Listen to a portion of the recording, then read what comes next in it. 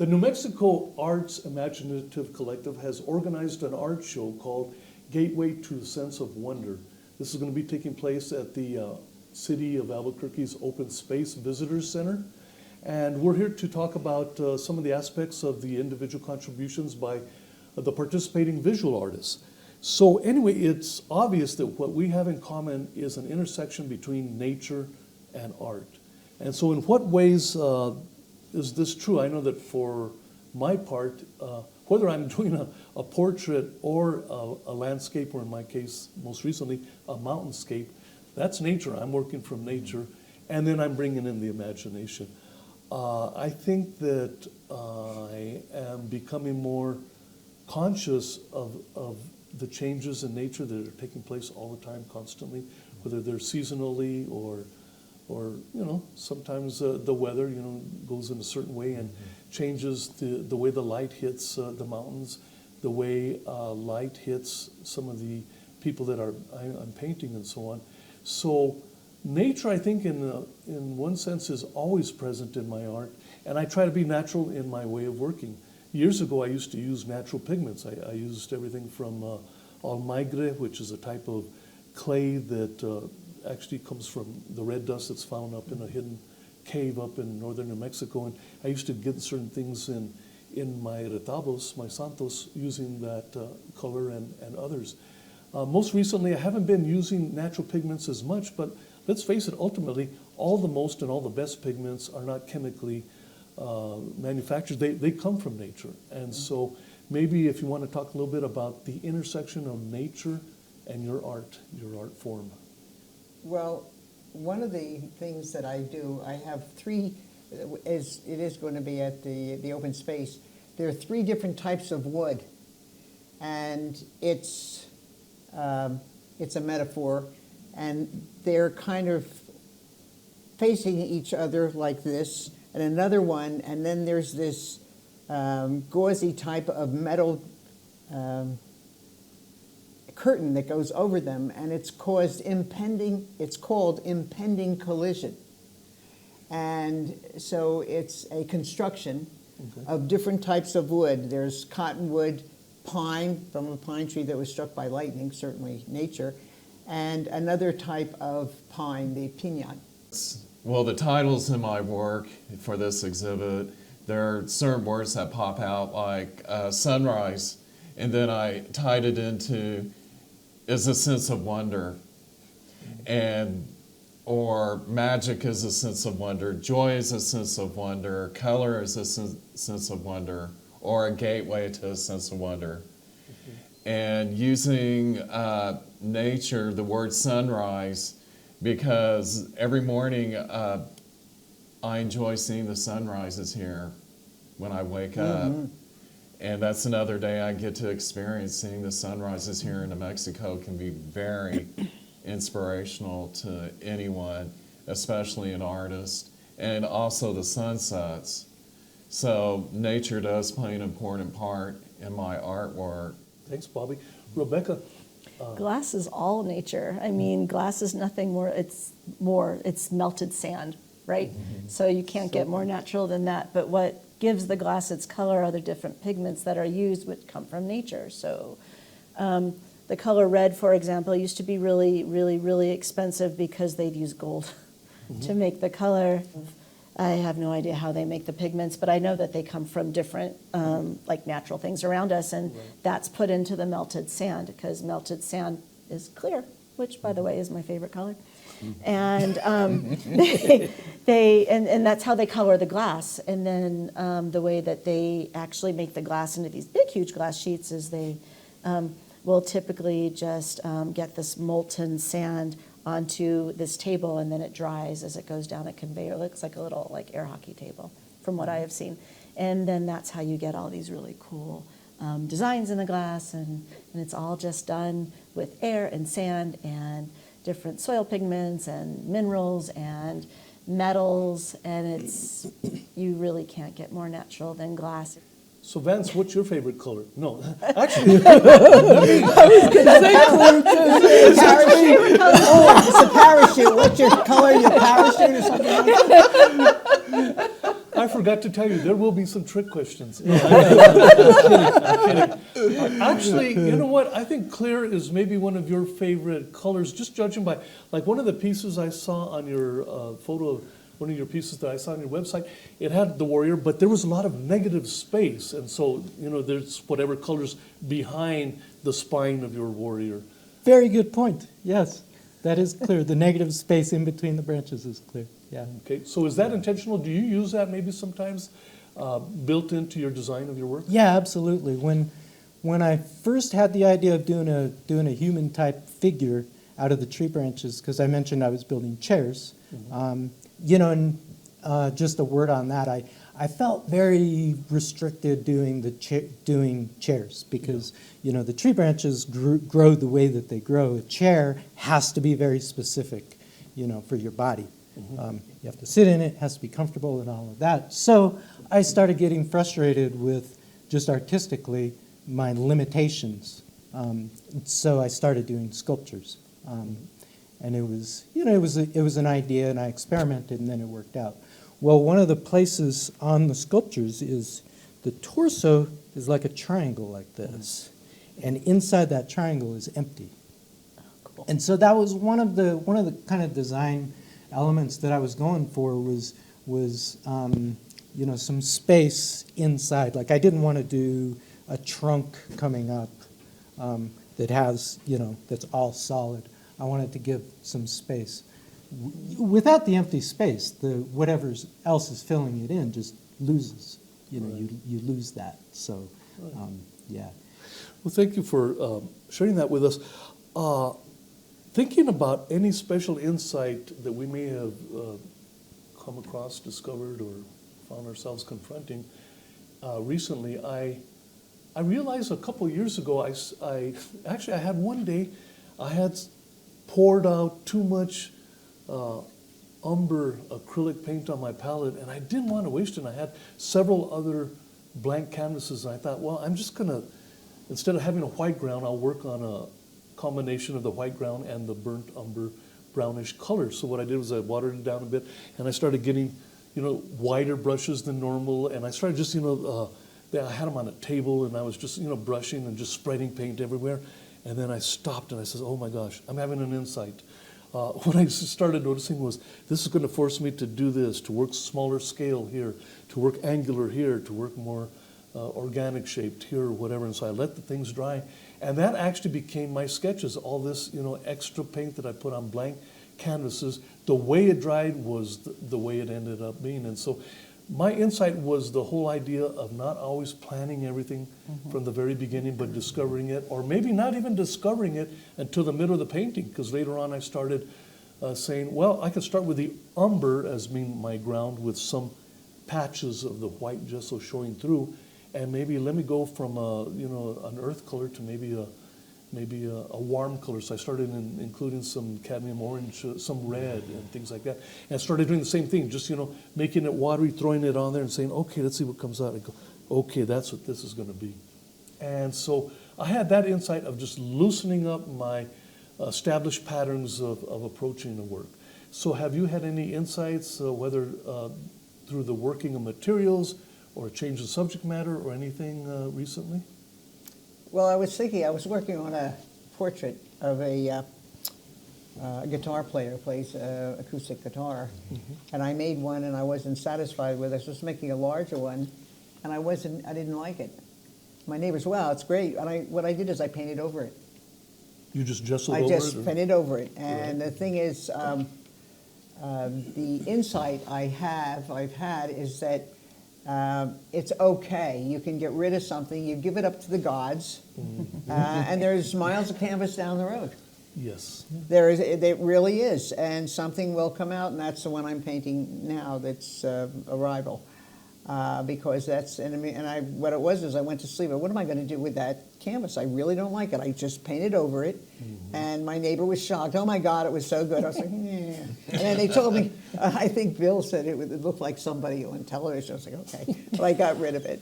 But as I was going to sleep, and here's what happens is you did something physical, but I was going to sleep and I was just, what was it? And the idea of just putting it gray and it will come about. just paint it gray, and that's what I did. And so in that way, the transition goes from something you really don't want to deal with, you know, and yours was the burnt umber. It's like, but that's what happens. So, and I think too, really nothing is that precious that we have to hold, and we'll do this with a painter. This one part, oh, it's so great, I don't want to get rid of it. Get rid of it. It's okay. There's miles of canvas down the road. Good idea. You Good know, insight. and you use that, you know, you obviously have a couple of canvases that are waiting. Well, what they've discovered in recent years, well, ever since the invention of X-rays, is that even Leonardo and even Rembrandt, of all people, painted over. They gessoed over. Sometimes they changed the orientation of the canvas and all that. So, you know, first Right. time isn't always the right time, you know. So, any insights that you've had, Bobby, and have you ever had to just stop something because it just wasn't working and re-gesso it, or? Well, I know that I had some paintings that I did in one phase of my career that reminded me too much of the past, and so what I did is I painted over them, created new paintings, and created new memories with those paintings, and it worked for me. It made me happier, and actually one of the paintings that I painted over actually sold. Good And luck. I'm like, wow, that's the art gods sending me a message. Like, maybe I should do that more often. But yeah, there have been times where I felt like a painting was too busy, so I painted over the busyness. And that's one of the beauties of working with acrylics, is that once they dry and you don't like it, you can just paint right over it. And it dries in 15 minutes, so you're ready to go. Oh again, yes, aren't you? definitely. Yeah, yeah. I heard it said once that a true artist knows when to stop. You know, and so sometimes we drift from that. How do you know when to stop, or have you ever How to had change? How to change? Glass breaks, Rudy. That's all I'm saying. The glass breaks. Glass breaks.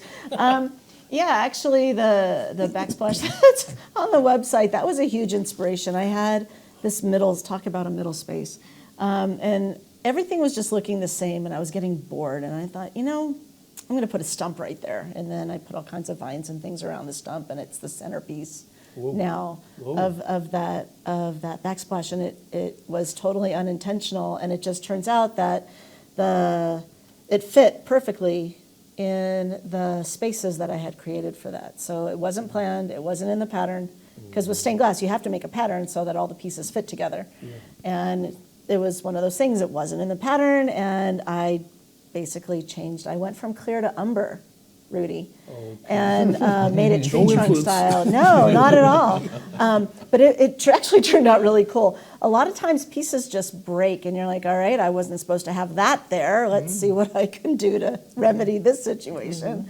And it brings I think you know, you were talking about expanding your horizon, right? Using different brushes and different colors and different ways. And in stained glass, it can be very much the same. You have a plan, and it's good to be flexible.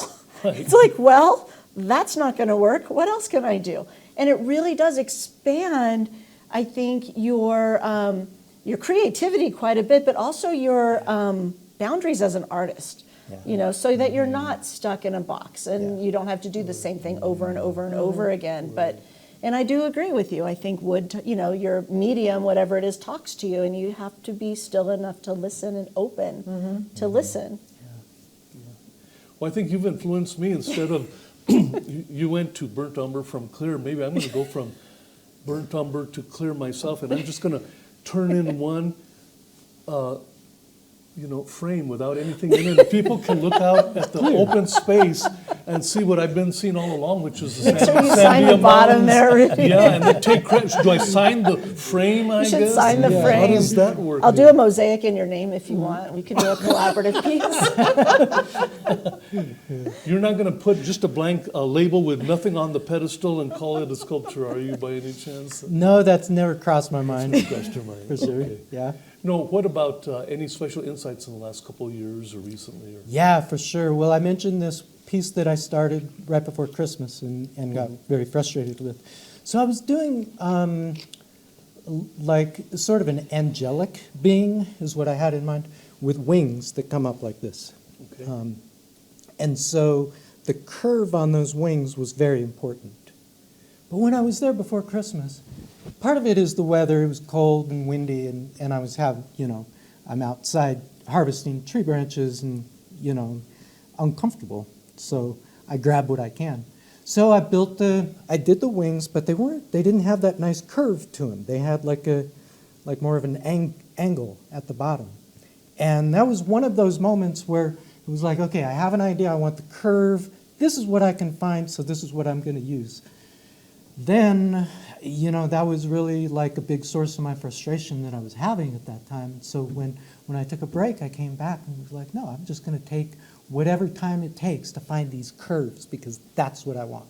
Mm-hmm. Okay. Mm-hmm. And I found them. It took me time. Mm-hmm. It did take me probably a day of driving around and looking at bushes and trying to find one that I could legally take, and which I cross that line sometimes. But I found the pieces, and so I found that nice curve. So it's one example of a time when I have an idea and I search and search and search until I find this. Mm-hmm. If I'm not finding the piece that I want, sometimes I'll do something a little bit different. And sometimes I'll do a piece and then realize, at the beginning I should have looked more for this other piece, and so I'd scrap it, and I don't use it. So it's a tension. It's constantly there.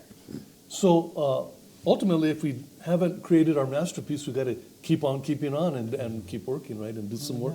So I was wondering if we could explore the idea of what, in our opinion, is the role of art in society, or what should it be? I know for my part, there's of course wanting to produce something that's aesthetically pleasing, something that people want to look at, maybe even meditate on. I recall the first time I was actually transfixed. The first time I was just stuck was I was like 13 years old, and I took my brothers and sisters to go see an exhibit at the LA County Museum of Art.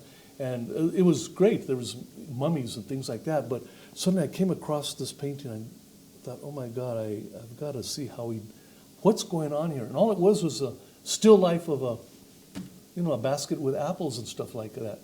And it was Paul Cézanne, right? Okay. And so I looked at it, and my brothers and sisters says, okay, we saw everything in this room. I says, okay, but I haven't seen all that I want to see. You guys go to the next room. And right, they came back 10 minutes later, and he says, come on, can we go on? I said, why don't you go upstairs or downstairs? I'm going to keep looking at this. And I was actually transfixed. And it was the idea that sometimes there's something that just is a masterpiece and it stands out. And so as far as the role of art, I think sometimes it is to produce something that maybe takes us out of our world, even if it's just for a while. That's why we go to a movie, right? Disappear, be gone, escape for a couple hours or whatever. But I also think that there can be an aspect of art that advocates for something or for someone. I think that in a certain sense, if we are producing works of art that reflect nature's beauty, it means we respect nature and we love nature and we want it to be preserved. So I think there's that advocacy for nature that I hope is part of some of the work that I've done, and we'll take it from there. Advocacy, aesthetics. What is the role of art in your? I think it's my purpose. It is your purpose. It is my purpose, and I couldn't tell you why. It's numinous in a sense that a lot of it can't be put into words, but it's something that I must do. Art is your life, huh? Yeah. Yes. Of course, a divorce, but that's okay. That's just an interruption in the art process, okay? That's true. So what it is, and I said, well, I don't even talk about art, and my husband at the time says, no, you live it. And I was like, okay, yeah, thank you. But what it is this feeling of, it's like, it's kind of pushes you in life. It's a push, it's a purpose. And I couldn't tell you what it is if it is for, it's got to go out there, and yes, I would like an audience to understand. If they don't, it's okay. Mm-hmm. If somebody says, your art is horrible, I don't like it, okay, that's all right. Because it's what I do from how I feel I should do, or that's my purpose in that sense. That's wonderful. Do you sleep better at night knowing that you've done something that day, even if you didn't? No, it's never finished. As I said, there's miles of canvas down the road. It's just like So it keeps pushes you. Yeah, The better keep pieces going like coming the out, train. Keep going. keeps you up at night. Well, I will. At times. And if I can't, if something does bother me, I was telling Vance I would go for a hike in the foothills at night. Could be 1 o'clock in the morning. I don't care. Just go. And then somehow something gets equalized or into its proper place. I would say that in a sense, and then I'm okay. You know, or I'll go home and this comes, I'll sketch it. Put sketch. I'll paint the next day. Thank you. Bobby, the role of art in society or in... I think the role of artwork in society, it can be very complex and it can be very simple. It just depends on the situation. I know that when the pandemic hit, I started leaning more and more into my artwork and started submitting entries to some of these art calls for artists. And next thing I knew, I was getting some emails from the 2020 Taos Arts Insurgency Committee and rejecting my entries. And then these others came in for the pieces that were accepted into that juring process by that committee. And then the last one was, oh, your painting Brighter Days Ahead was awarded Director's Award, not Director's Choice. And I'm like, wow. And I'm like, am I dreaming? And so sometimes that role of in art in our society can just, it just takes on a different direction. And I don't, you know, to be honest with you, I don't like to rely on other people's successes. I like to create my own and build upon from my own successes, which is what I've done, and going out there. And it's funny how society can place these messages on an artist saying, oh, you just got lucky. I'm like, no, I went out there and I got it. It didn't happen. It did not happen. I went out there and got it. And that's why I've had the success and the recognition that I've had here in the last couple of years of creating my artwork. I like going after that wow factor because you don't see a lot of stained glass around, right? And I know that whenever I walk into a place that has stained glass windows, I am just amazed. And it doesn't matter. It can be like a shop or, you know, I mean, even churches or other places that just do these stained glass. And it's just the kaleidoscope of colors that you get is just, and it's always changing, right? Depending on how the sun is shining. And I think to be reminded that this world is having, you know, is colorful and it does have, you know, these brilliant aspects and different textures. And I just think it kind of brings us back. I would like to think that art brings us together as a community, as a people, as, you know, for friendship or, you know, I mean, just sitting around this panel with you guys, I'm like, hey, I find new friends today. You know, we have this thing in common, which is really, it's very special and it's a gift. And I think art is one of those gifty things that we should appreciate and, you know, be gracious for. I know recently I've been hearing from like the assistant at my dentist was telling me all about artificial intelligence, AI. That scares the heck out of me. You know what they're inventing and it's not human made at all. I don't think any artificial intelligence could do what you're doing, Vance, because computers don't go out to the bosque, to the forest, to the woods or anything like that. What is the role of art in your community or our community and society? Yeah, I mean, that's a big question, definitely. And I think, like for me as an artist, what I'm trying to do is I'm trying to reconnect people with nature, basically. You know, as a species, you know, for hundreds of thousands of years, we lived in nature, as a part of nature, you know, close. And then, you know, something shifted just very, very recently, you know, in human history.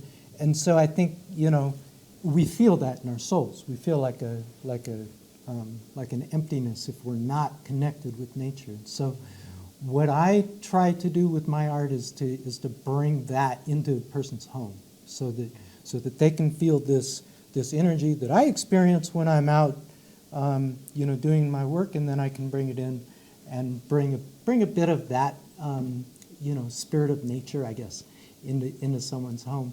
As far as advocacy, that's something that I'm very interested in, and I would love it if my work down the road led to, for example, protection of natural ecosystems. Environments, Yeah.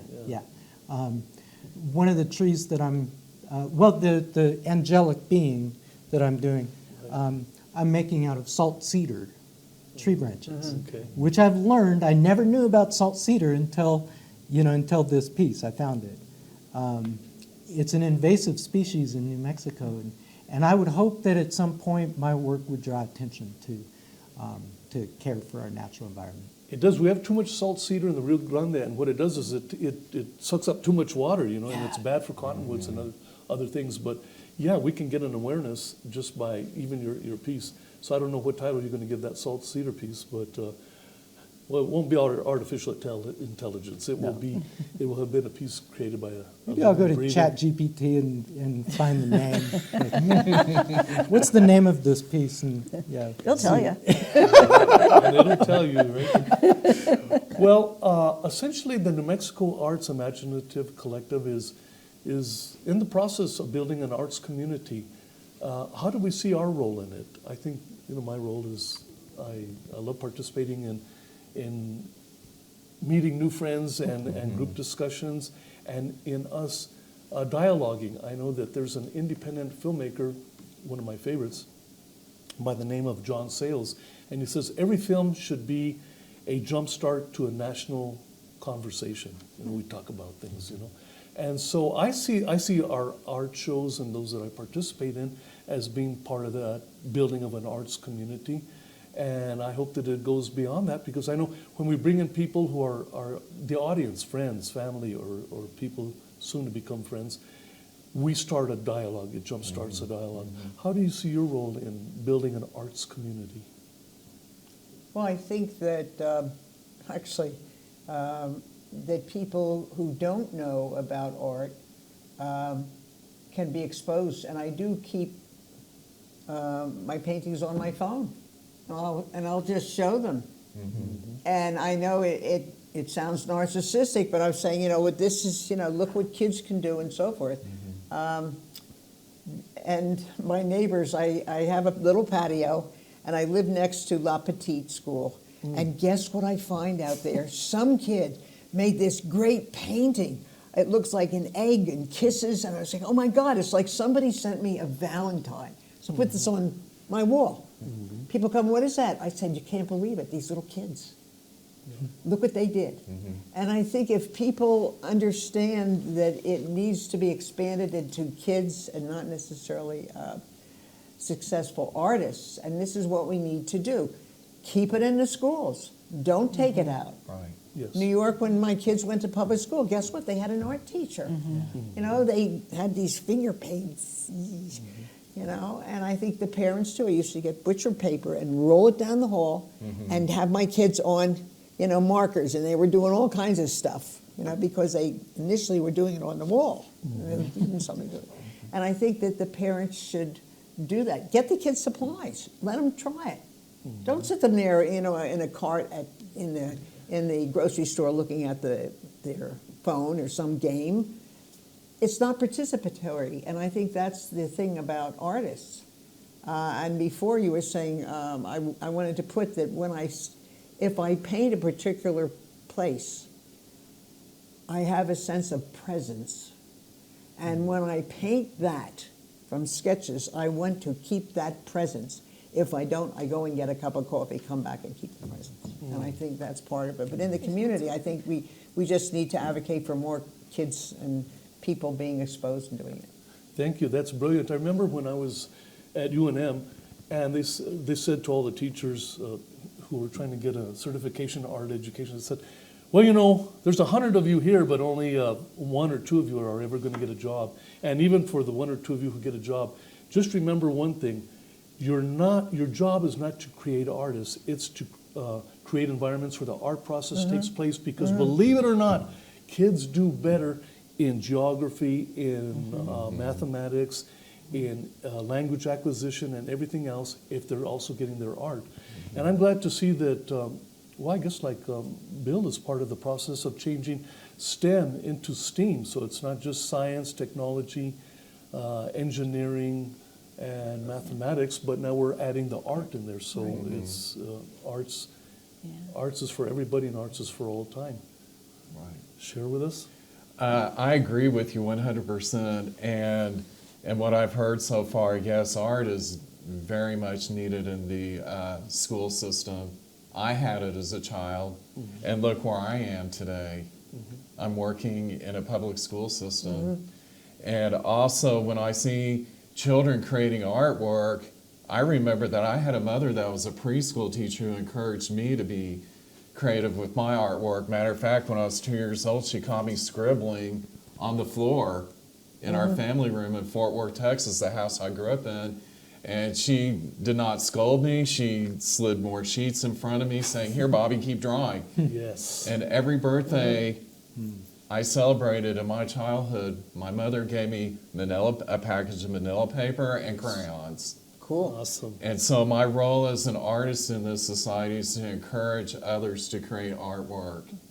I am not really I don't consider myself a true artist. I mean, I can shape glass and put it into a piece and hopefully people will like it, but I didn't come across doing anything until I was older. And I just think, I agree. I think art should be in the schools, but I think art should be out there for anybody. And I think if somebody says, I'm not an artist, to like pick up that challenge and prove it, you know, and just try something. It can be underwater basket weaving, and which, by the way, is a thing. It's a real thing, huh? It's a thing.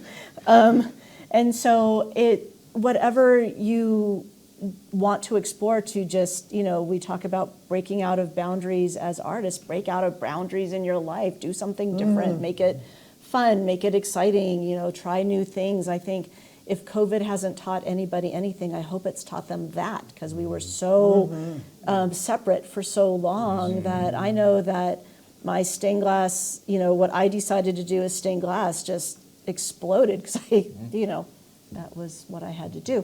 So, you know, I think art is for everybody, and it, you know, we talked about everything depicting nature and unfortunate tragedies and beautiful sceneries and turning, you know, branches into these glorious sculptures. And I think it's out there everywhere around us, and we need to take a moment to see it and appreciate it and, you know, want to be a part of it.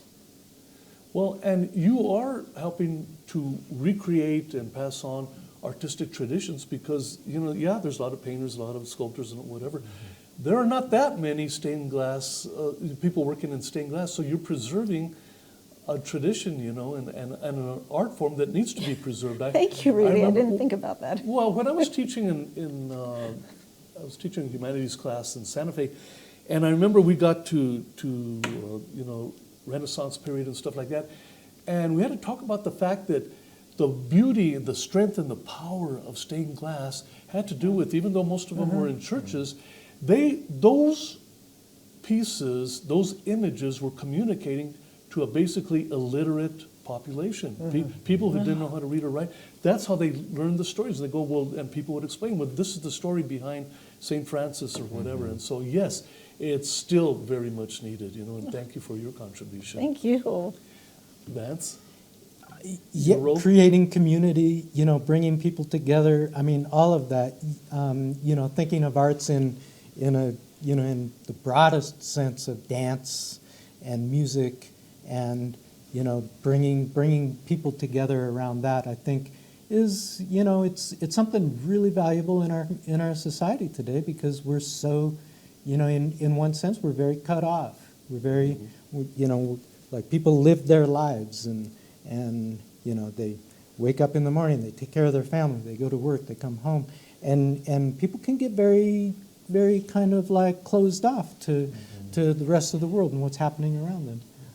And I think art is one way to break down those barriers. And I think your art form also breaks down the barriers of thinking outside of the idea that, you know, you have to go to the art store or Michael's or, you know, whatever to get your supplies to create art. If you're going out into nature and finding your materials there, you're also opening up and expanding the idea that found objects can be repurposed and we can create art out of, you know, the way we originally did here in New Mexico. I mean, paintbrushes were made out of the fibers from yucca plants, and you know, pigments came from the mud and from the soot, and that's why we got black, you know, from the fires and stuff like that. You know? Well, and so, you know, one other thing I think about too is the type of trees that I use. A lot of times are desert trees, Okay. and they are growing in very hostile conditions. And so I think about that in terms of, you know, seeing this thing that might be useless to society, you know, this scrubby tree, you're never going to cut that down for lumber, build a house out of it. So in one sense it's worthless, but in another, you know, sometimes we can feel worthless, you know, but looking at, you know, the beauty that's in a worthless object, basically. And yeah. And looking at it with a view of changing things for the positive, you know, we do need to get rid of a lot of the salt cedar. Maybe we can get people started on making sculptures out of salt cedar. Leave the cottonwood alone. Just doing my part, you know, one little branch at a time. Beavers. As we maybe get close to concluding our dialogue, okay, maybe we could think about and share what we think about what our next project might be. I know that for myself, I'm also extracting, you know, the term abstract means to take out of, right, you know?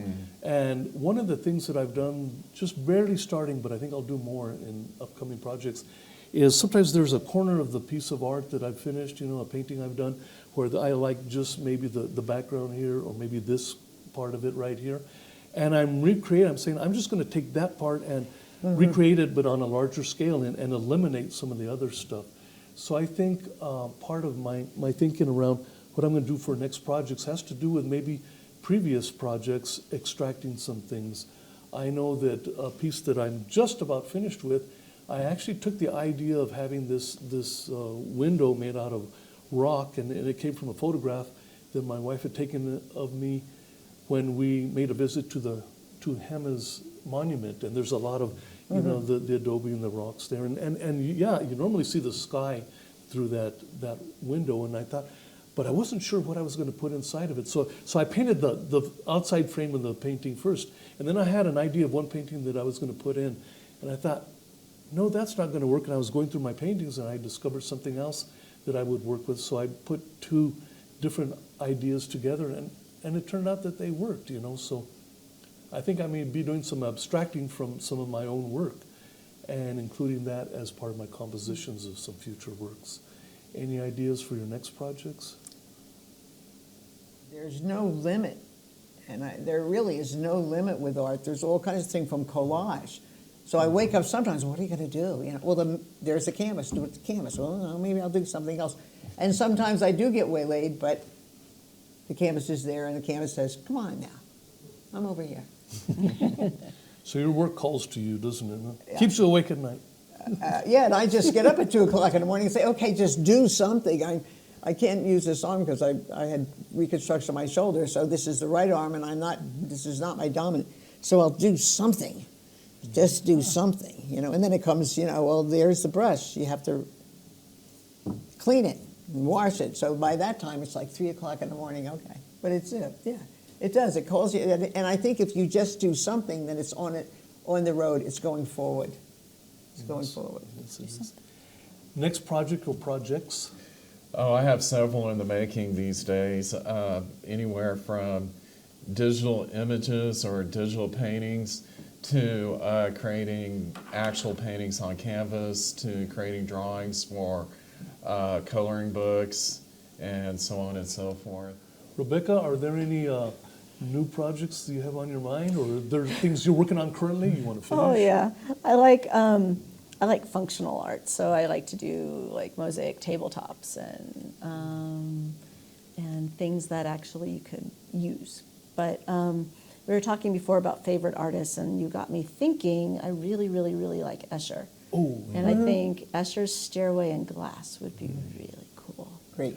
there we go. That's a direction. That is I- a direction. I also might mention that as part of the New Mexico Arts Imaginative Collective's, run during this time that we have at the City of Albuquerque's Open Space Visitor Center, you're going to be offering a workshop. Is that correct? You just happen to be passing it on, right? I Want to tell us a little bit about that?